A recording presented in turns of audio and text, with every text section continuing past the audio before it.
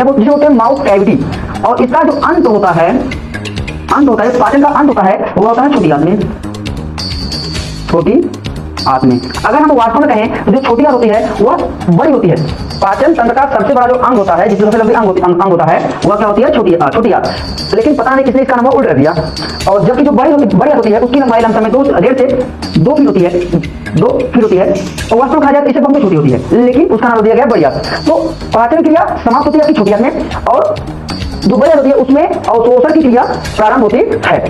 इसके बाद आज का टॉपिक आप लोग देख रहे हैं पोषण के चरण, अर्थात जीवों में पोषण किन किन चरणों में होती है, कितने चरणों में पूरी होती है, उसके बारे में जानेंगे। और जैसा कि आप लोगों ने पहले पढ़ चुके हो कि पोषण कितने प्रकार के होते हैं, पोषण कैसा होता है, क्या होता है, और उसी के बारे में जानेंगे। इससे आपको हम बता दें, पहला पोषण तो जीवों द्वारा भोजन प्राप्त करने की क्रिया को पोषण कहते हैं। अगर कहा जाए तो जीवों द्वारा भोजन प्राप्त करने की क्रिया को पोषण कहते हैं। अब ये ध्यान रखना जरा सा, ये चाहे तिरहिक हो चाहे भंडारक है, दोनों पोषण हुए, ठीक है। चाहे जहां खाइए पोषण आपको मिलता जाएगा। और इसके बाद अगर हम बात करते हैं, चाहे आप खाइए चाहे कुत्ते को खिलाइए, दोनों को क्या मिलेगा? आपको पोषण। और हम अगर देखें पोषण के चरण को, तो जो पोषण का चरण होता है वो 5 होते हैं। अर्थात हम कह सकते हैं कि जो पोषण होता है वो 5 चरणों में पूरा होता है। ऐसा नहीं है कि हम खाना खाएं और अपना शरीर बन गया। कुछ ऐसे भी लोग होते हैं जो खाते रहते हैं, बगल से निकला जाता है, परंतु उनके शरीर में वे चीजें नहीं लगती, तो वे उनके डाइजेशन यानी पाचन की कमियों के कारण होता है, जो कि एक पोषण का ही भाग है। तो पोषण का पहला भाग होता है आपका अंतःग्रहण। अब देखो, अंतःग्रहण का मतलब होता है, अंत मीन्स होता है अंदर, अंत मीन्स क्या होता है? अंदर, और ग्रहण मीन्स होता है लेना। अंत मीन्स होता है अंदर और ग्रहण मीन्स होता है लेना। तो हम कह सकते हैं कि किसी भी जीव के द्वारा भोज्य पदार्थों को शरीर के अंदर पहुंचाने या ग्रहण करने की क्रिया को अंतःग्रहण कहते हैं। ये क्रिया पोषण की पहली चरण होती है, अर्थात पोषण प्राप्त करने की पहली चरण होती है। तो अगर इसका हम लोग परिभाषा लिखना चाहे तो लिख सकते हैं कि भोज्य पदार्थों को जीवों के द्वारा भोज्य पदार्थों को जीवों के द्वारा शरीर के अंदर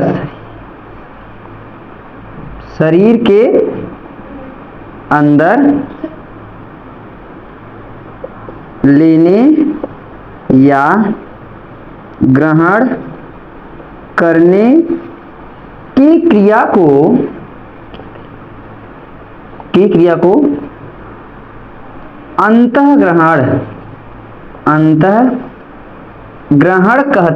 अंतःग्रहण कहते हैं। तो इसका एक साधारण सा परिभाषा बन जाएगा हमारे आम भाषाओं में कि भोज्य पदार्थ, इस भोज्य पदार्थ को आप लोग खाद्य पदार्थ बोल सकते हो, खाद्य पदार्थ भी कह सकते हो। तो उसे हम क्या करें? अपने शरीर के अंदर ले लें, तो इस क्रिया को हम लोग क्या बोलते हैं? अंतःग्रहण। अब ऐसा नहीं है कि अंतःग्रहण जो एक कोष की जीव होते हैं वह नहीं करते हैं। सभी जीवों में भोजन को ग्रहण करने के लिए अलग अलग प्रकार के क्रियाएं होती हैं, और जो बहुकोष के जीव होते हैं उनमें अंतःग्रहण के लिए अलग अलग प्रकार के अंग होते हैं। जैसे में अगर हम देखें अमीबा को, जो दूसरा भाग होता है उसको हम बोलते हैं पाचन। अब पाचन क्या होता है, तो बोलेंगे जटिल एवं अघुलनशील कार्बनिक तथा अकार्बनिक पदार्थों को, ठीक है, ऐसे भी कर सकते हैं कि जटिल एवं अघुलनशील कार्बनिक पदार्थों को सरल एवं घुलनशील कार्बनिक पदार्थों में बदलने की क्रिया को हम लोग बोलते हैं पाचन। अगर इसको आपको याद करना है या फिर समझना है तो आपको 4 शब्द याद करने होंगे, जिसमें से आपका पहला हो जाएगा जटिल और अघुलनशील। अघुलनशील, जो जटिल होता है उसी बदलेंगे हम लोग सरल में, और जो घुलनशील है उसको बदलेंगे हम लोग अघुलनशील में। सही, अघुलनशील को बदलेंगे घुलनशील में। सही में, अब देखिए सरल, जटिल से सरल और अघुलनशील से घुलनशील में बदलने के लिए दो क्रिया होंगी। एक क्रिया होगी भौतिक क्रिया होगी, इसमें भौतिक क्रिया, और दूसरी होगी रासायनिक क्रिया। रासायनिक क्रिया, इन शब्दों के सुमेलित, इन शब्दों से हम लोग क्या करेंगे, पाचन का परिभाषा बना लेंगे। तो कह सकते हैं हम लोग कि जटिल एवं अघुलनशील खाद्य पदार्थों को भौतिक एवं रासायनिक क्रियाओं द्वारा, जटिल एवं अघुलनशील खाद्य पदार्थों को भौतिक एवं रासायनिक क्रियाओं द्वारा सरल और घुलनशील खाद्य पदार्थों में बदलने की क्रिया को क्या बोलेंगे, पाचन। एक और रिपीट कर दे रहे हैं, सुनो, जटिल एवं अघुलनशील खाद्य पदार्थों को भौतिक एवं रासायनिक क्रियाओं द्वारा सरल एवं घुलनशील खाद्य पदार्थों में बदलने की क्रिया को हम लोग बोलते हैं पाचन। अब ये जो पाचन की क्रिया होती है, ये आपकी अगर मनुष्य में बात की जाए, अगर मनुष्य में बात की जाए तो प्रारंभ होता है मुख गुहा से, मुख गुहा से, या जिसे होते हैं माउथ कैविटी, और इसका जो अंत होता है पाचन का अंत होता है वो होता है छोटी आंत में, छोटी आंत में। अगर हम वास्तव में कहें तो जो छोटी आंत होती है वह बड़ी होती है। पाचन तंत्र का सबसे बड़ा जो अंग होता है, जिसमें सबसे लंबी अंग होता है, वह क्या होती है, छोटी आंत। लेकिन पता नहीं किसने इसका नाम उल्टा दिया, और जबकि जो बड़ी होती है उसकी लंबाई लमसम में 1.5 से 2 फीट होती है, 2 फीट होती है, और वास्तव में कहा जाए इससे कम छोटी होती है, लेकिन उसका नाम दिया गया बड़ी आंत। तो पाचन क्रिया समाप्त होती है छोटी आंत में, और जो बड़ी होती है उसमें अवशोषण की क्रिया प्रारंभ होती है। इसके बाद हमारा नेक्स्ट अगला स्टेप आता है पूर्ण क्रिया में अवशोषण।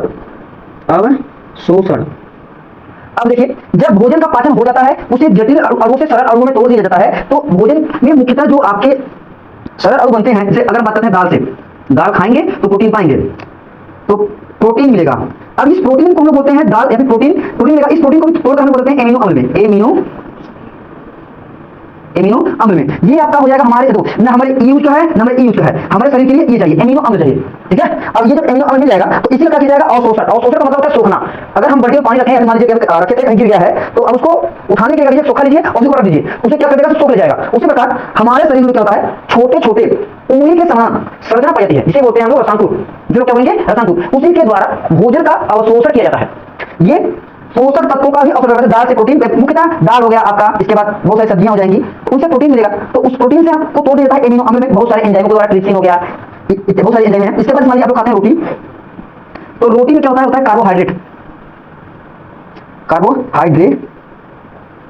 अब ये हमारे लिए रोटी से हम जब कार्बोहाइड्रेट निकाल लेते हैं तो ये हमारे लिए अनावश्यक चीजें हो जाती हैं। इसी प्रकार हम लोग बहुत सारे सब्जियां खाते हैं, विटामिन मिल जाएंगे। जब खाना बनाते नमक डालते हैं तो खनिज लवण बोल देते हैं, तो वो सब चीजें हमारे शरीर के लिए आवश्यक होती हैं। तो वही बोला जाएगा कि अगर हम लोग अवशोषण का परिभाषा लिखें, बोले तो बोलेंगे हम लोग कि पतित भोज्य पदार्थों के पोषक तत्वों को, पतित भोज्य पदार्थों के पोषक तत्वों को अवशोषित करके रुधिर में पहुंचाने की क्रिया को अवशोषण कहते हैं। क्या बोलेंगे, पतित भोज्य पदार्थों के पोषक तत्वों को, जैसे एमिनो अम्ल हो गया, कार्बोहाइड्रेट हो गया, ग्लूकोज हो गया। अब इससे ग्लूकोज भी टूटेगा। अब इसके बाद आप लोग जानते रहिएगा, इसमें विटामिन हो जाएगा, विटामिन के बारे में अभी आप लोग को बताएंगे बढ़िया सा हम। ये होते हैं 2 प्रकार के, जो असा में घुलनशील, जल में घुलनशील, घुलनशीलता के आधार पर। और तो वही कहा जाएगा, इसका मैं परिभाषा यहाँ पर लिख दे रहा हूँ, देख लीजिएगा। बोलेंगे पचित भोज्य पदार्थों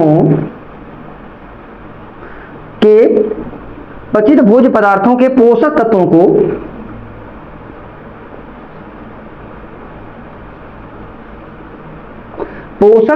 को अवशोषित करके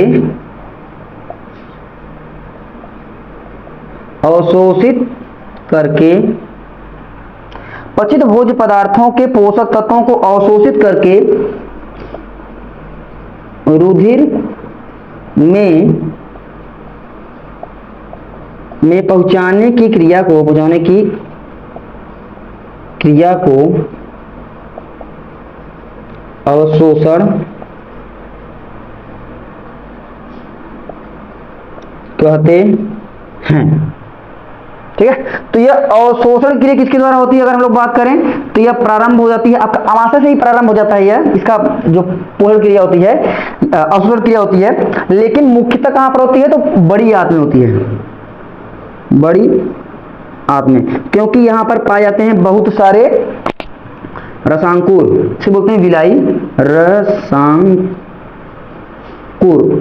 रसांकुर पाए जाते हैं। ये हो गया आपका 3। अब एक बार जरा हम आपको इसका रिवीजन कर देते हैं, क्योंकि अब इसको हम मिटाने वाले हैं। तो अगर हम लोग बात करते हैं पोषण के बारे में, तो बोलेंगे जीवों द्वारा भोजन प्राप्त करने की क्रिया को पोषण कहते हैं। पोषण के प्रत्येक जीवों में विषम पोषी जीव होते हैं, उनमें पोषण के जो चरण होते हैं मुख्यतः 5 होते हैं। पहला होता है अंतःग्रहण। तो अंतःग्रहण हम लोग बोलेंगे भोज्य पदार्थों को जीवों के द्वारा शरीर के अंदर लेने या ग्रहण करने के पहुंचाने की क्रिया को बोलते हैं अंतःग्रहण। इसके बाद आता है पाचन। तो पाचन का परिभाषा आप लोग ये वर्ड्स को देखकर आप अपने मन से बना सकते हैं कि जटिल एवं अघुलनशील खाद्य पदार्थों को भौतिक एवं रासायनिक क्रिया द्वारा सरल एवं घुलनशील खाद्य पदार्थों में बदलने की क्रिया को हम लोग पाचन बोलते हैं। अब इसके बाद आता है नेक्स्ट स्टेप जो होता है वो तो उसका होता है अवशोषण। तो अवशोषण बोलेंगे पचित भोज्य पदार्थ, मैंने यहाँ पर परिभाषा लिख दिया है तो आप लोग देख कर भी कर सकते हैं। पचित भोज्य पदार्थों के पोषक तत्वों को अवशोषित करके रुधिर तक पहुंचाने की क्रिया को अवशोषण बोलते हैं। अब जरा हम इसको एक बार मिटा लेते हैं, फिर आगे आपको 2 चरण बता देते हैं। इसके बाद आता है आपका स्वांगीकरण। इसके बाद नेक्स्ट जो स्टेप होगा इसमें आएगा स्वांगीकरण।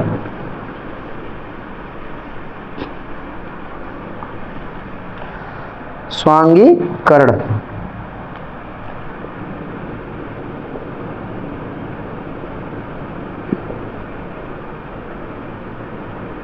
अब देखिए स्वांगीकरण क्या होता है? जो पचे हुए पोषक, जो पचा हुआ भोजन होता है उससे जो पोषक तत्व निकाले जाते हैं, एमिनो अम्ल हो गया, ग्लूकोज हो गया, विटामिन हो गया, मिनरल्स हो गए, अर्थात खनिज हो गए। अब उसको क्या करेंगे?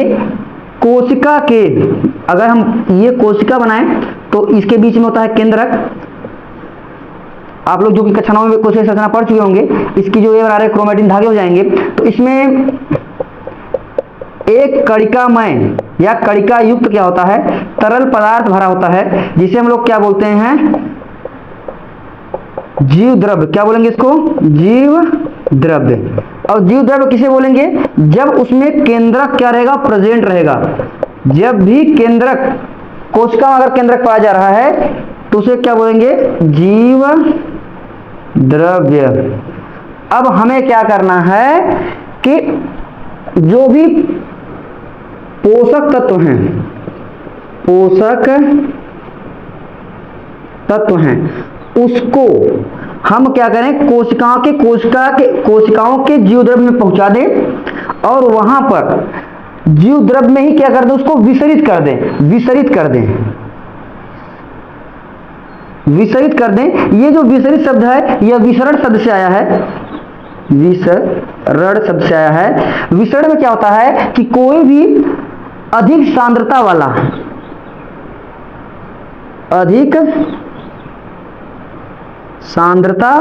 पदार्थ क्या करता है? कम सांद्रता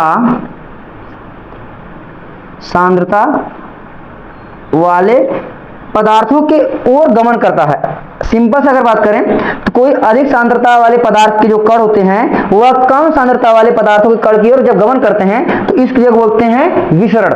तो इसमें क्या होता है कि जो पचे हुए भोज्य पदार्थ होते हैं उससे अवशोषित पोषक तत्व को क्या करेंगे? वे लोग अधिक सांद्रता से कम सांद्रता की ओर गमन करने लगेंगे। तो कम सांद्रता किसमें रहेगी? तो ये कोशिकाओं में होती है।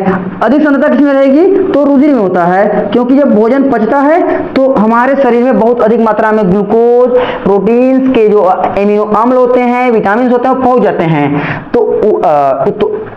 तो हम सिंपल से अगर हम लोग बात करें विसरण की क्रिया बताएं तो बोलेंगे पचे हुए पोषक तत्वों को विसरण क्रिया द्वारा रुधिर से कोशिकाओं के कोशिका द्रव्य में पहुंचाने और कोशिका में ही मिश्रित करने या विलीन करने की क्रिया को बोलते हैं स्वांगीकरण। इसका अगर हम परिभाषा लिखना चाहें तो हम कह सकते हैं कि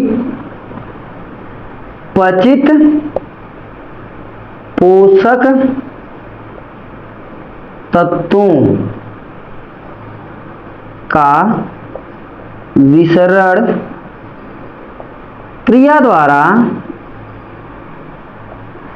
क्रिया द्वारा रुधिर से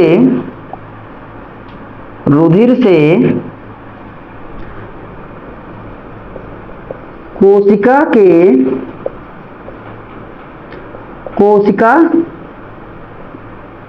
द्रव्य में पहुंचाने की क्रिया को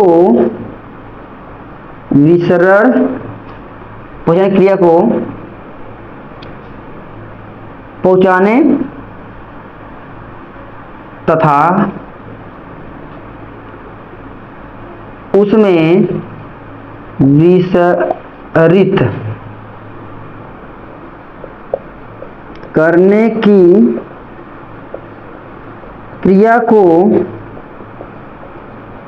स्वांगीकरण कहते हैं। ये रहा एक छोटा सा परिभाषा हमारे आम बोलचाल की भाषा में कि पचित पोषक तत्वों का विसरण क्रिया द्वारा रुधिर से कोशिका द्रव्य बोलो चाहे जीव द्रव्य बोलो में पहुंचाने तथा उसमें विसर्जित करने की क्रिया को बोलते हैं स्वांगीकरण। अब जब स्वांगीकरण क्रिया के बाद हमारा नेक्स्ट स्टेप जो होता है वो होता है आपका बोल सकते हैं सिंपल सा उत्सर्जन क्रिया होती है, लेकिन उसे हम लोग पाचन की दृष्टि से बोलते हैं बहिक्षेपण या मल विसर्जन। बहिक्षेपण या मल विसर्जन या उत्सर्जन बहुत सारे नामों से जानते हैं। ये इसका चौथा नंबर हो जाएगा, ये कैसा हो जाएगा पांचवा।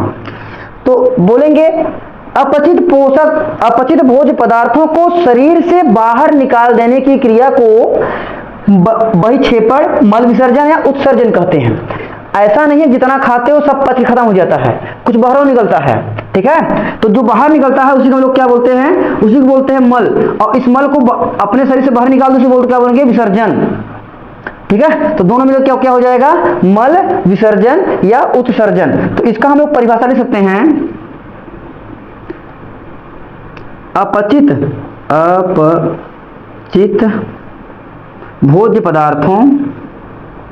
भोज्य पदार्थों को शरीर से बाहर निकालने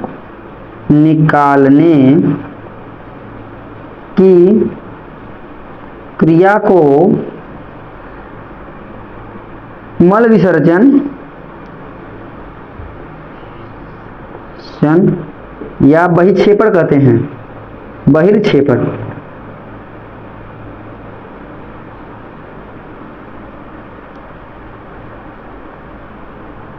बहिर्क्षेपण कहते हैं। आप लोग इसको बोल सकते हैं सिंपल सा कि सबसे सरल परिभाषा इसी का है, अपचित भोज्य पदार्थों को शरीर से बाहर निकालने की क्रिया को मल विसर्जन या बहिक्षेपण कहते हैं। और ऐसे बोल सकते हो अपशिष्ट पदार्थों को शरीर से बाहर निकालने की क्रिया को भी हम लोग उत्सर्जन या बहिक्षेपण कहते हैं, ऐसे बोल सकते हो। अपशिष्ट पदार्थों को शरीर से बाहर निकालने की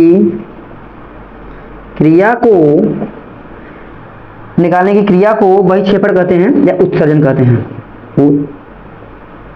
उत्सर्जन कहते हैं। तो मेरे प्यारे दोस्तों, ये रहा आपका विषमपोषी पोषण के पद, अर्थात जितने भी आपके विषमपोषी पोषण करने वाले जीव होते हैं उनमें पोषण के लिए ये 5 चरण अवश्य होंगे। पहला हम लोग ऐसे गिन लेते हैं। पहला हो जाएगा आपका अंतःग्रहण, जिसमें भोजन को शरीर के अंदर लिया जाएगा। दूसरा हो जाएगा पाचन, जिसमें जटिल और अघुलनशील खाद्य पदार्थों को सरल एवं घुलनशील खाद्य पदार्थों में तोड़ा जाएगा। इसके बाद आपका हो जाएगा अवशोषण, जिसमें पच जो सरल घुलनशील खाद्य पदार्थ में बदल जाएंगे, उनको हमारे शरीर में उपस्थित रसायनों द्वारा या फिर विभिन्न प्रकार के अंगों के द्वारा अवशोषित कर लिया जाएगा। नेक्स्ट स्टेप होता है आपका स्वांगीकरण, जिसमें क्या होता है कि उस पोषक तत्व को कोशिका द्रव्य या फिर बोल सकते हैं जीव द्रव्य, दोनों अलग अलग होते हैं, लेकिन थोड़ी सी इसमें डिफरेंस है, जिसको हम अभी जब कभी पढ़ाएंगे आपको कोशिका तो उसमें बता देंगे। इसमें पहुंचाकर उसी में विलीन कर देंगे, घोल देंगे उसमें। और नेक्स्ट होता है जो नहीं पच पाता है उसको क्या कहता है, शरीर के बाहर निकाल दिया जाता है। ये आपका हो गया पोषण के चरण समाप्त। और आप लोगों से निवेदन है कि आप लोग इस चैनल को लाइक, सब्सक्राइब और शेयर भी किया कर दिया कीजिए, थोड़ा बहुत अपना फायदा हो जाए। ठीक है, जय हिंद दोस्तों।